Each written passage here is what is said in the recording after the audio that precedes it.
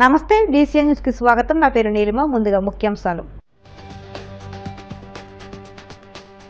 దమ్ముంటే అసెంబ్లీకి వచ్చి చర్చలో పాల్గొనాలని వైసీపీకి చంద్రబాబు ఓపెన్ ఛాలెంజ్. బాబాయ్ హత్య, కోడికత్తి డ్రామాలపై చర్చకు తాను సిద్ధమన్న సీఎం.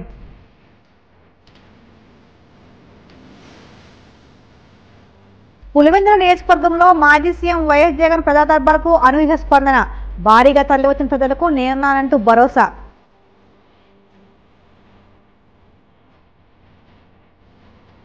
మంగళగిరి జనసేన పార్టీ కార్యాలయంలో జనవాణి కార్యక్రమం. ప్రజల నుంచి అర్జీలు స్వీకరించిన యలమంచిలి ఎమ్మెల్యే సుందరపు విజయ్ కుమార్.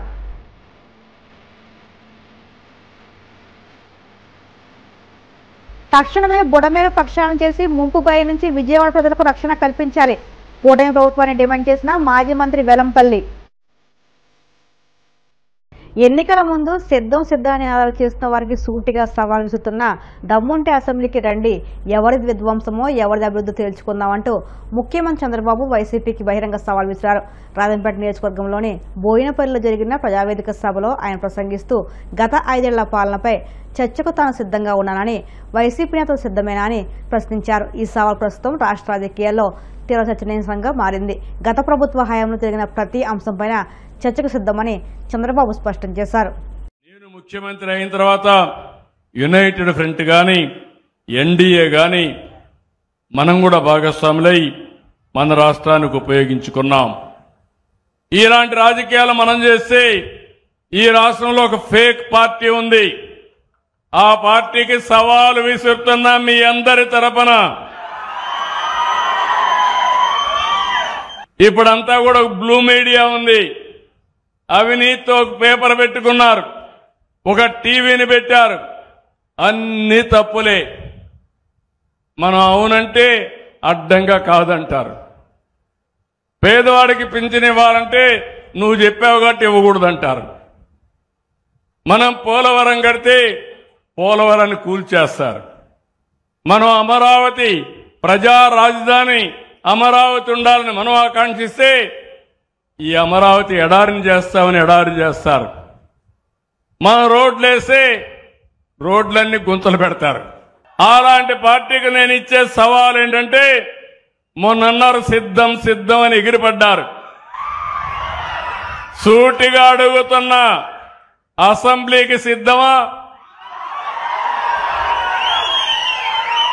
11 మంది ఉన్నారు. అసెంబ్లీకి రండి. ఎవరిది విధ్వంసమో, ఎవరిది అభివృద్ధో, ఎవరికి సంక్షేమ కార్యక్రమాలు చేసే సత్తా ఉందో చర్చించడానికి నేను సిద్ధంగా ఉన్నా.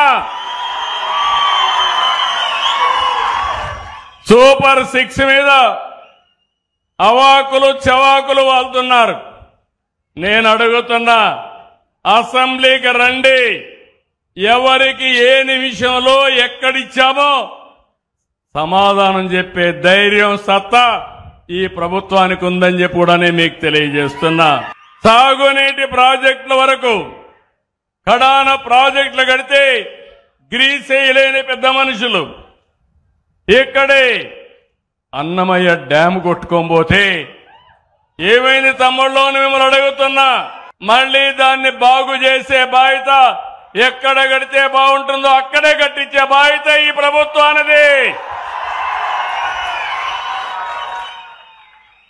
రాష్ట్రంలో పెట్టుబడులు కడాన నిన్న జరిగిన పులివెందల ఎన్నిక కూడా, ఒంటిమిట్ట ఎన్నిక, ఇక్కడ జరిగిన ఎన్నికను గురించి మాట్లాడడానికే సిద్ధం. బాబాయ్ గొడ్డల వేటు కూడా చర్చించడానికి మనం సిద్ధంగా ఉన్నాం. ఇంకో పక్క ఒక దళిత లీడర్ని, డ్రైవర్ని డోర్ డెలివరీ చేసేదాన్ని కూడా మాట్లాడడానికి సిద్ధంగా ఉన్నాం. కోడికత్తి డ్రామా, గులకరాయి డ్రామా మర్చిపోయారా తమ్ముళ్ళు మీరు? నేను డ్రామా వేయలా. నా మీద 23 క్లేమోర్ మైన్స్ వెంకటేశ్వర స్వామి పాద పద్మాల దగ్గర జరిగితే నేను భయపడ్డానా తల్లి అని మిమ్మల్ని అడుగుతున్నా. ప్రజల కోసం పనిచేసినప్పుడు భయపడవలసిన అవసరం లేదు. వీళ్ళు చేసే పని చూస్తా ఉంటే అంతా కూడా చేసే తప్పుడు పనులు, మీడియాలో మాత్రం ఫేక్ మీడియా పెట్టి నేను దానికి సమాధానం చెప్పాలంట. వీళ్ళ యొక్క మనుషులు తప్పుడు డాక్యుమెంట్స్తో దివ్యాంగుల పింఛన్ తీసుకున్నారు. వాడు ఆటో డ్రైవింగ్ చేస్తాడు, ట్రాక్టర్ డ్రైవింగ్ చేస్తాడు, చేయలేదంటాడు. బాగా మాట్లాడతాడు, డాక్టర్ దగ్గరికి వచ్చినప్పుడు నాటకం వేసి మూగంటాడు. అలాంటి పార్టీ ఇది. చేతులుండే వాళ్ళకి వికలాంగుల పింఛన్ కావాలి, చేయలేవని మూగ బాగా మాట్లాడేవాడు మూగ అని డెమ్ అండ్ డెఫ్ అని పింఛన్లు తీసుకుని ప్రజల్ని మోసం చేయాలనుకుంటున్నారు. నేను ఒకటే చెప్తున్నా, ఈ నెలలో అందరికీ పింఛన్లు ఇచ్చాను. కానీ మీరు కూడా ఆలోచించండి, నాకు సోషల్ ఆడిట్ జరగాలి.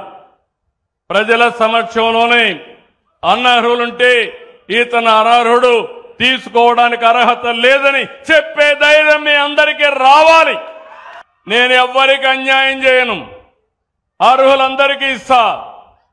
ఒకవేళ అర్హులు గాని ఎవరన్నా ఇగ్నోర్ చేసినా రాజకీయ కారణాలతో నేను ఆమోదించను. ఇది నా గ్యారంటీ అని కూడా మరొక్కసారి మీ అందరికీ విజ్ఞప్తి చేస్తున్నా. నా ఎఫర్ట్ అంతా చేస్తూ ఒక పక్క ఇంకో పక్క P4 అన్నాను. ఈ విషయం కూడా మీరు గుర్తుపెట్టుకోవాలి. P3 అనేది పబ్లిక్ ప్రైవేట్ పార్ట్నర్షిప్ తో రోడ్లు వేస్తున్నాం. టెలికాం వచ్చింది, కరెంట్ ఇస్తున్నారు, కొంతమంది డబ్బులు కూడా సంపాదిస్తున్నారు. ఈ రోజు సమాజంలో ఆర్థిక అసమానతలు పెరిగాయి. కొంతమంది టాప్ 10% అయితే కోటీశ్వరులు అయిపోయారు. కింద నుండే 20% అయితే 3 పూట్ల తిండి తినడానికి కష్టం వస్తే 10 రూపాయలు పెట్టి ఆరోగ్యం బాగు చేసుకోవడానికి డబ్బులు లేవు.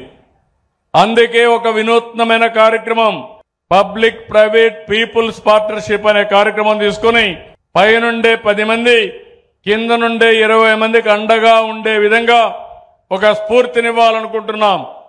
ఒకప్పుడు ప్రజల వద్దకు పాలన తీసుకొచ్చాం, ఆ తర్వాత జన్మభూమి తీసుకొచ్చాం. ఈ రోజు నేను తీసుకొచ్చే కార్యక్రమం వినూత్నమైన కార్యక్రమం, బంగారు కుటుంబం మార్గదర్శి. ఇది స్వచ్ఛందంగా ముందుకు రావాల్సిన అవసరం ఉంది. వైసీపీ అధినేత మాజీ ముఖ్యమంత్రి జగన్మోహన్ రెడ్డి పులివెందుల నియోజకవర్గ ప్రజలకు నేనున్నానని మీకేం కాదంటూ భరోసా ఇచ్చారు. 3 రోజుల పర్యటనలో భాగంగా పులివెందులకు వచ్చిన జగన్ కు పార్టీ నాయకులు ఘన స్వాగతం పలికారు. అనంతరం పులివెందులలోని బాకరాపురంలో ఉన్న క్యాంప్ కార్యాలయంలో కార్యకర్తలు, ప్రజలు, నేతలు, అభిమానులతో మమేకమయ్యారు. వారి సమస్యలు వింటూ నేనున్నానా అంటూ భరోసాతో పాటు ధైర్యాన్ని కల్పించారు. వివిధ ప్రాంతాల నుంచి వచ్చిన వారిని ఆప్యాయంగా పలకరించి యోగక్షేమాలు తెలుసుకుని వారి సమస్యలు విని వారికి భరోసా కల్పించారు.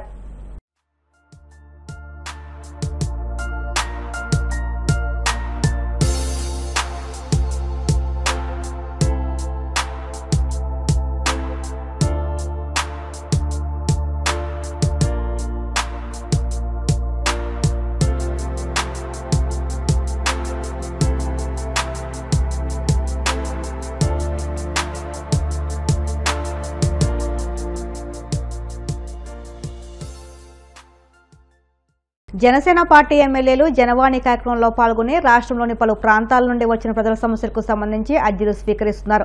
అనంతరం వాటిని అధినేత దృష్టికి తీసుకువెళ్లి పరిష్కరిస్తామని హామీ ఇస్తున్నారు. ఈ నేపథ్యంలో మంగగిరి జనసేన పార్టీ కేంద్ర కార్యాలయంలో నిర్వహించిన జనవాణి కార్యక్రమంలో పలు ప్రాంతాల నుంచి వచ్చిన ప్రజల నుంచి యలమంచిలి ఎమ్మెల్యే సుందరపు విజయ్ కుమార్ అర్జీలు స్వీకరించారు. పలు సమస్యలపై తక్షణం సంబంధిత అధికారులతో మాట్లాడి పరిష్కార మార్గాలు చూపారు.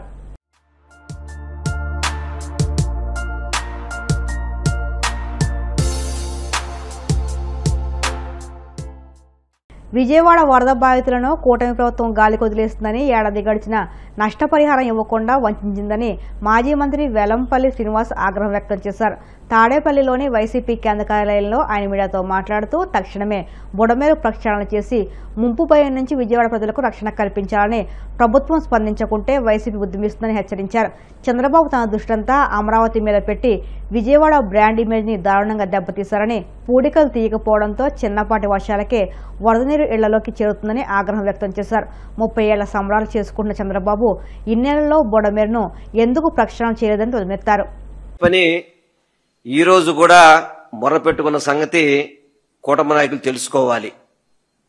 చంద్రబాబు నాయుడు గారు మాత్రం ఈరోజు ఆయన ముఖ్యమంత్రి అయి 30 ఏళ్ళని చెప్పి సంబరాలు చేసుకోవడం, ఆ విధంగా వాళ్ళ పార్టీ శ్రేణులందరూ కూడా వారికి సంబరాలు చేస్తున్నారు. నేను ఒక్కటే చంద్రబాబు నాయుడు గారిని కోరుకుంటున్నారు, మీరు 30 సంవత్సరాలు ముఖ్యమంత్రి అయిన వ్యక్తిగా చెప్పుకుంటున్నారు కదా, బుడమేరు సమస్య ఎందుకు పరిష్కరించలేకపోయారు ఇప్పటి వరకు కూడా? బుడమేరు సమస్య తెలీదా? బుడమేరుకి కోతవే దూరంలో మీ ఇల్లు ఉంటుంది. అయినా కానీ బుడమేరుని మీరు ప్రక్షాళన చేద్దామని కానీ, బుడమేరుని ఆధునీకరిద్దామని కానీ ఆ రోజు మాత్రం చెప్పారు, బాంచేత్ బుడమేరుని మేము అద్భుతం చేసేస్తాం, దాన్ని ఈసారి ఎక్కడ కూడా ఇబ్బంది లేకుండా చేస్తామని చెప్పి. సంవత్సరం పూర్తయింది. ఇప్పుడు కురిసే వర్షాలకు కూడా ఆ ప్రాంత ప్రజలందరూ కూడా భయపడే పరిస్థితి. విజయవాడ, ముఖ్యంగా విజయవాడ సెంట్రల్ నియోజకవర్గం కానీ, విజయవాడ పశ్చిమ నియోజకవర్గం కానీ, మైలవరం కానీ, నందిగామ కానీ ఇవన్నీ కూడా ఇబ్బంది పడే పరిస్థితులు కనబడుతున్నాయి. ఆ రోజు మాత్రం మన రామానాయుడు గారు ఏదైతే తెలుగుదేశానికి చాలా చక్క పచ్చ చొక్క వేసుకుని కనబడుతుంటాడు తప్ప, తెలుగుదేశం పార్టీ వాదిలా కనబడుతుంది తప్ప ఎక్కడ ఒక మంత్రి స్టైల్లో కనబడ్డాయని ఎక్కడ కూడా. ఒక మంత్రిగా ఆ రోజు మాత్రం నేను 2 రోజులు అక్కడే పడుకున్నాను, 3 రోజులు అక్కడే పడుకున్నాను, నేను మొత్తం బుడమేరునంతా కూడా ప్రక్షాళన చేసేస్తున్నానని చెప్పిన వ్యక్తి ఆ రోజు నుంచి ఈ రోజు వరకు కూడా ఎక్కడైనా కానీ బుడమేరు గురించి ఒక మీటింగ్ పెట్టడం కానీ, బుడమేరుని ఏ విధంగా అభివృద్ధి చేయాలని కానీ ఎక్కడైనా కానీ కనబడిన పరిస్థితి ఏమైనా ఉందా? రోజు మాత్రం చంద్రబాబు నాయుడు గారు బుడమేరులో నష్టపోయిన వ్యక్తులు ప్రతి వాళ్ళకి కూడా మీ స్కూటర్లు రిపేర్ చేస్తాం, మీ ఆటోలు రిపేర్ చేస్తాం, మీ ఇళ్లలో టీవీలు రిపేర్ చేస్తాం, మీ ఇళ్లలో ఫ్రిడ్జ్లు రిపేర్ చేస్తాం, ఇన్సూరెన్స్ కంపెనీ వాళ్ళతో మాట్లాడేశాం అని చెప్పని విపరీతంగా పొక్లెండర్ ఎక్కారు, బోట్లు ఎక్కారు, ట్రాక్టర్లు ఎక్కారు, అనేక రకాల వింత చేష్టలన్నీ కూడా చేశారు. కానీ ఏ ఒక్కరికైనా కానీ మీరు న్యాయం చేశారా? ఏ ఇన్సూరెన్స్ కంపెనీ అయినా కానీ వాళ్ళకి సహాయం చేసిందా? మీరు ఇన్సూరెన్స్ కంపెనీతో మాట్లాడేశాం, మీ స్కూటర్లు ఉచితంగా రిపేర్ చేసేస్తారు, మీ ఆటోలు ఉచితంగా రిపేర్ చేసేస్తారు, మీ ఇంట్లో మురికంతా కూడా మా వాళ్ళు క్లీన్ చేస్తారు అని చెప్పని విపరీతంగా చెప్పి, వరదల పేరు చెప్పి 100 కోట్లు చందాలు వసూలు చేశారు మీరందరూ కూడా. చిన్నపిల్లలు కిట్టి బ్యాంకులో డబ్బులు కూడా తీసుకొచ్చి మీకు ఇచ్చారు. ఎందుకని? వరద బాధితులు ఆ విధంగా ఉన్నారు కాబట్టి, పదుల సంఖ్యలో మనుషులు చనిపోయారు కాబట్టి, దాదాపుగా సుమారుగా 1 నెల రోజుల పాటు వాళ్ళకి జీవన భృతి లేదు కాబట్టి, ఆ కష్టం తెలిసి ఎంతో మంది దేశ విదేశాల నుంచి కూడా మీకు డబ్బులు చందాల రూపంగా ఈ ప్రభుత్వానికి ఇస్తే, కనీసం అవి ఖర్చు పెట్టినా గానీ ప్రజలకు ఎంతో కొంత మేలు జరిగేది. మీరేమో కేంద్ర ప్రభుత్వాన్ని నివేదిక ఇచ్చేప్పుడు మాది 6,000 కోట్ల నష్టం వచ్చింది, 7,000 కోట్ల నష్టం వచ్చింది, సుమారుగా దాదాపు 2,68,000 కుటుంబాలు దీంట్లో ఎఫెక్ట్ అయినాయి అని చెప్పని మీరు 6,800 కోట్ల పైన మీరు వరద నష్టం చెప్పిన వ్యక్తులు మీరు ఎంత వరద సహాయం చేశారండి?